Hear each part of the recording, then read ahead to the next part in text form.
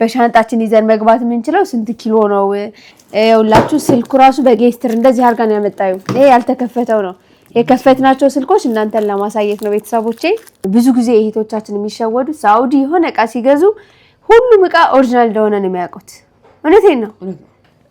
ቤተሰቦች ስልክ ቤት ልንከፍትም አይደለም ለእናንተ ስጦታ ልንሰጥ ነው። ሰላም ውድ ቤተሰቦች እንዴት ናችሁ? እኛ ደህና ነን እግዚአብሔር ይመስገን። ዛሬ ቀን እንግዲህ ለሁላችሁም እዚህ ውስጥ ምን እንዳለ አትገምቱ። በቃ ባጭሩ ማለት ግን ብዙ ነገር ትማርበታል። እዚህ ውስጥ ያለው ነገር ለብዙዎቻችሁ ትልቅ ትምህርት ይዘንላችሁ የመጣ ነው። ቤተሰቦች ስልክ ቤት ልንከፍትም አይደለም ለእናንተ ስጦታ ልንሰጥ ነው። እንግዲህ እዩት። ስለዚህ ይሄን ቪዲዮ እስከ መጨረሻ ካያችሁ ትልቅ ስጦታ ለእናንተ አለ። በተለይ ደግሞ ለመዳም ቅመሞች እና ውድ ቤተሰቦቼ ላይክ በማድረግ ጀምሩት ቪዲዮውን ደግሞ እስከ መጨረሻ ድረስ አረፍ ብላችሁ እንድታዩት በትህትና ጠይቃችኋለሁ። ቢመቻችሁ እንደው በዛሬ ቀን ግን በጣም ይመቻችኋል። ለብዙ ሰው ራሱ ሼር እንድታደርጉት እጠይቃችኋለሁ ቤተሰቦቼ። ለብዙ ሰው የሚጠቅም ቪዲዮ ስለሆነ እንግዲህ ወደ ቪዲዮአችን ይሄንን ሁሉ ቃይዤ ስመጣ ብዙ እቃ ነው ያለው። አንዳንድ እያልኩ አሳያችኋለሁ ቤተሰቦቼ። የቀረ ስልክም አለ እዚህ ውስጥ። እንግዲህ ከሳውዲ የመጣ እቃ ነው ቤተሰቦቼ። ይሄ ስልክ ምን ይመስላችኋል? አስተያየት መጀመሪያ ሳይ አልተራ ነበር የመሰለኝ አቋሙ ማለት ነው። ይት በእውነት በጣም ነው የሚለየው። እና ምንም መስሎኝ ነበር ያ ካሜራ ጀርባ ከምር ታዲያም ይሄ አልትራ ይሄ ለሂቷ ይሄ ለወንድሟ ይሄ ደግሞ ምናምን አምጥታ ነው ብየው በጣም የተገረሙ ምን ያክል አመት ሰርታ ነው። ይሄ ደግሞ ሳምሰንግ 17 ነው ለ5 አመት ልጅ መጫወቻ ብላ ነው ያመጣችው ምናምን ብየው ገና ካሜራ ከመግባታችን በፊት አምኖኝ ማለት ነው። በጣም ተገረሙ። ለማንኛውም ውድ ቤተሰቦቻችን ዛሬ ቀን ይዘንላችሁ የመጣ ነው ሐሳብ ወደ ዋናው እንግባና ከሳውዲ ስትመጡ ብዙ ጊዜ ስጋት የሚሆንባችሁ ነገር እቃ ምንድን ነው የሚፈቀደው? በሻንጣችን ይዘን መግባት የምንችለው ስንት ኪሎ ነው? እንደገና ደግሞ ፓወር ባንክ ይቻላል ወይ? ስንት ስልክ ይቻላል? መያዝ የምንችለው ምን ያህል ስልክ ነው? የስልክ ብዛት ማለት ዋናው የመጣሁበት ዓላማ ነው። ደግሞ ኤሌክትሮኒክስ ነገሮች እውቀቱ ላይኖራችሁ ይችላል። ስለዚህ የምትገዙትን እቃ ካላወቃችሁ ምን ያክል እንደምትሸወዱ ለማሳየት ነው ይሄ ስልክ። ስለዚህ ስልክ በደንብ እናወራለን። ይሄ ስልክ የመጣው ከሳውዲ ነው እና ቦርሳዋን እያሳየችኝ እኛ ቤት ነበር ያረፈች። የጀነት እቃ ነውና እንዳየሁት ዋው አልኩኝ። መልኩ ሲያምር አልትራ ነው አልኩኝ። እዚህ ጋር ጽሁፉን አላነበብኩትም ነበር። ሳቀች በጣም። ከዛ በጣም ሳቀችና ዋጋውን ገምታለች። አይ ንገሪኝ ስላት ገምታለች። አረ እንዴት አድርጌ ልገምተው? በጣም ርካሽ ነው ገምታለች። በቃ መገመት አልቻልኩም ስልኩን።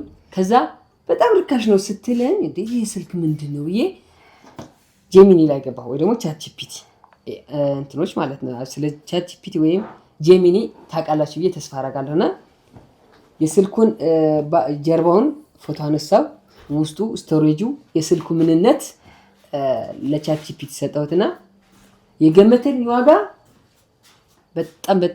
በጣም የሚያሳዝን ዋጋ ነው። እግዚአብሔር ነው የምላችሁ። አልትራ ምናምን ነው የሚለው ጽሁፉ። ስልኩ ግን አልትራ አይደለም። ስንት ገዛችሁ መሰላችሁ? 500 ሪያል። ያ ማለት 500 ሪያል ማለት የ1728 በ4 ጂቢ ራም 500 ሪያል ነው የተገዛው ማለት ነው። ስለዚህ ሁለቱም በኩል ዋጋ ነው የተገዛው። ግን ሁለቱም ስልክ ስናነጻጽር ቻትጂፒቲን ስንሰጠው ይሄን ትክክለኛ ዋጋ መጣልን። ምን አለን? 500 እስከ 600 ሪያል እንደየ አካባቢው። ምክንያቱም ሰጪ ከተገኘ 600 ሪያል ተብሎ አይ ሰጪ ብቻ ሳይሆን የትራንስፖርት አለ ምናምን እሱን ታሳቢ ተደርጎ እንደየአካባቢ ይጨምራል። እንደዛ ብቻም ሳይሆን ዝሮ እንደየሱቁ አሁን ለምሳሌ ይሄ ሰጪ ስለተገኘ ነው ይሄ ስልክ የተገዛው እንጂ ዋጋው አይደለም። ይሄን ስንሰጠው በኢትዮጵያ 3000 አለ በኢትዮጵያ 4000 እስከ 8000 ብር ነው የገመተው። የተገዛው ግን 20 ምናምን ሺህ ነው። 22000 ከምናምን በዚህ ስልክ እኩል ማለት ነው። ስለዚህ ይሄንን ስልክ አደራ እንዳትገዙ። ጭራሽ ጂቢው 1000 ጂቢ ነው የሚለው 1000 ጂቢ ነው የሚለው። ከዛ 99 ጂቢ ፍሪ ይላል። አይሳሳት ምናምን አይደለም።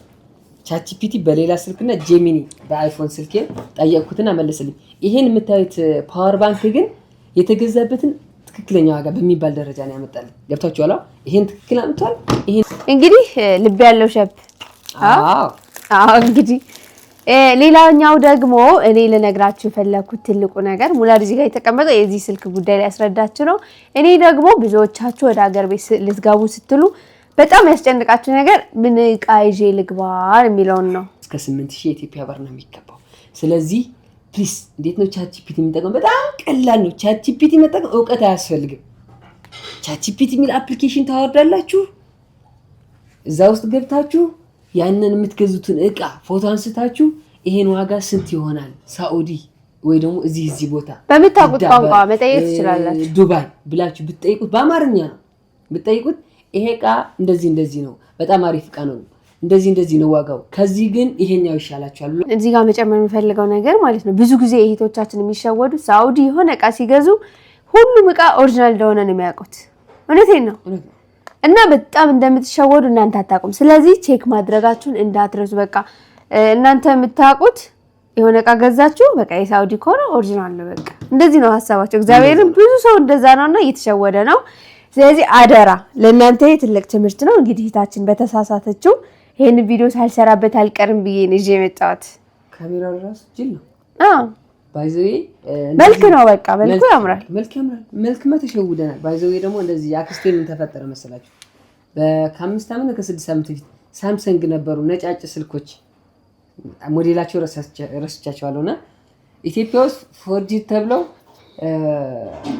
2000 ብር ነው የሚሸጡት እና እሷ 8000 ብር ነው ገዝታ ያመጣችው። ገብታችኋል? ከሳውዲ ይዛ ስትመጣ በ8000 ብር ነው የገዛችው። እዚህ እኮ ማንም አያነሳውም። ዝም ብሎ ይሄ ለሙዚቃ ማዳመጫ ምናምን 2000 ብር ማለት ነውና እሺ አሁን ጀነት ስንት ስልክ ይዛ መጣ? ጀነት ራሱ በጣም ፈርታ ብዙ ጊዜ ስታማክረኝ ነበርና 8 ስልክ ነው ይዛ የመጣው። ፓወር ባንክ 2። እንደዚህ አይነት ነገሮች በቃ ካልቻላችሁ እቃ አትግዙ።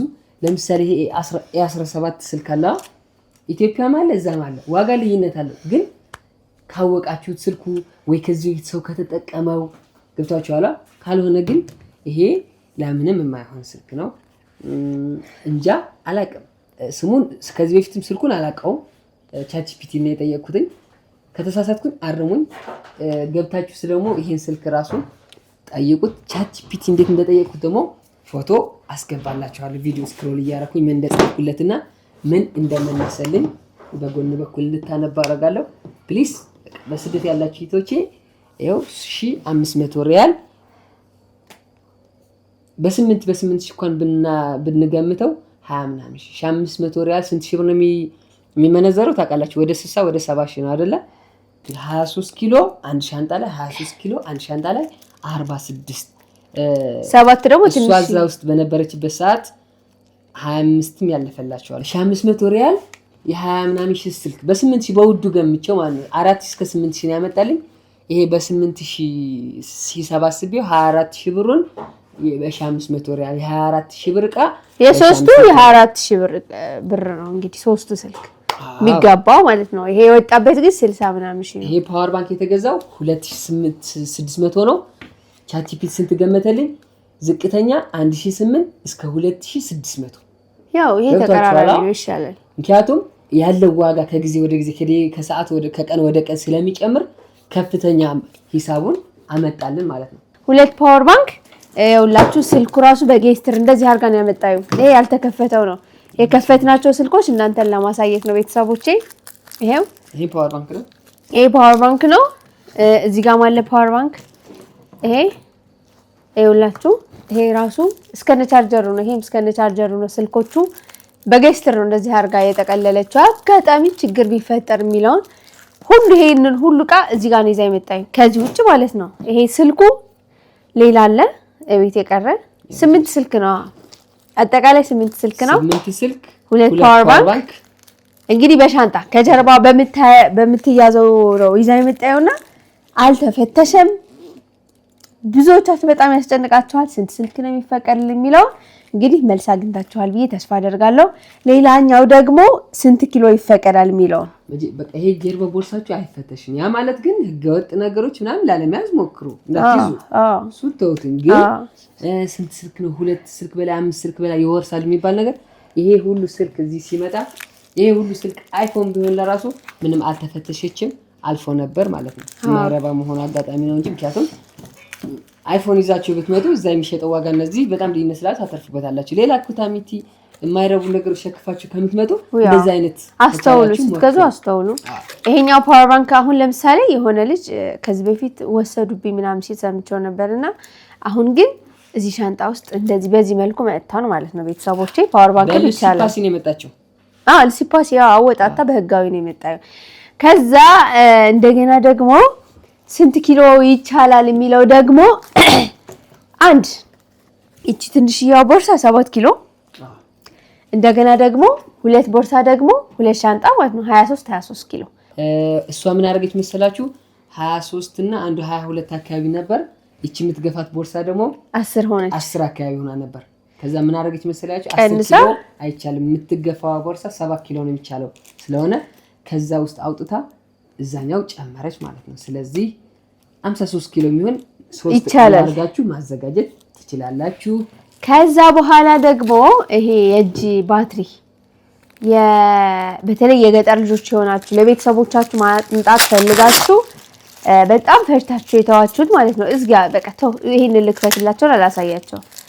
እስኪ ላሳያችሁ ማለት እዩትና ብዙ ጊዜ አይቻልም ተብላችሁ የተዋችሁት እህቶቼ ትኖራላችሁና እዩት ላሳያችሁ።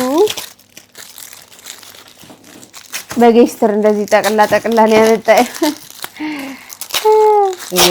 ለዚህ ይሄ እንዳይጎዳም ያደርጋል መሰለኝ። ምንድን ነው ደግሞ ወይስ ማሽን ቼክ እንዳያደርገው ለማሽን ተብሎ ነውና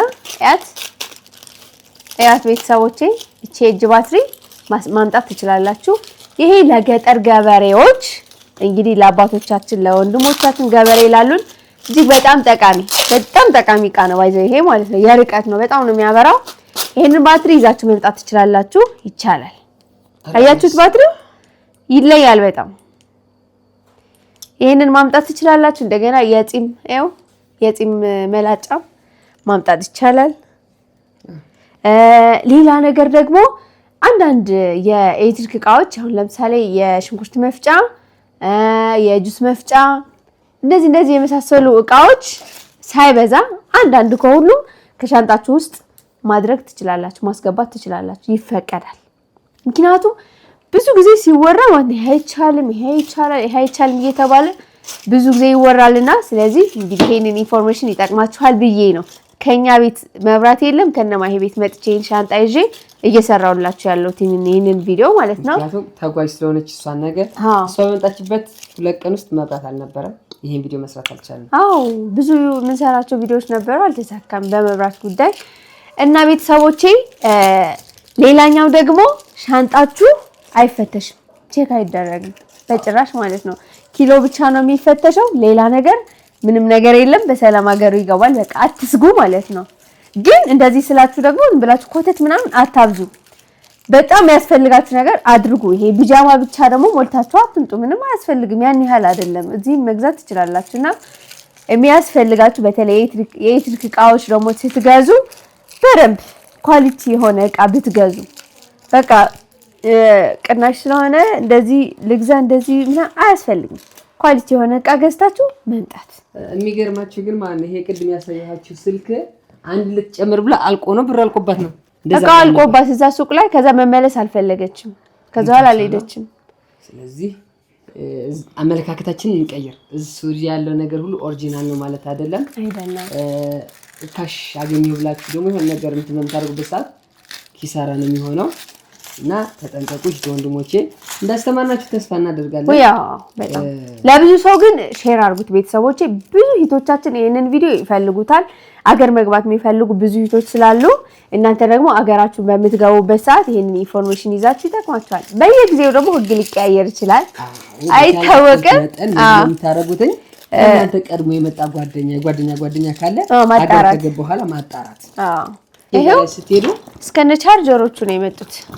ቻርጀር ራሱ አንድ ላይ ነው የመጣው። ኬላ ላይ ምናምን ስትሄዱ ለራሱ እኮ አንዱ ኬላ ላይ በሰላም አልፋችሁ ሁለተኛ ኬላ ላይ መታወቂያ ያላዛችሁ ብሎ የሚላለ ያ ማለት እንደሚያጋጥማችሁ ተሳሽ ሊሆን ይችላል። ስለዚህ በቻላችሁት መጠን ራሳችሁን ጠብቁ፣ ተጠንቀቁ። ይሄንን ይመስላል የዛሬ ቀን ቪዲዮአችን። እንግዲህ ተመችቷችኋል ብዬ ተስፋ አደርጋለሁ።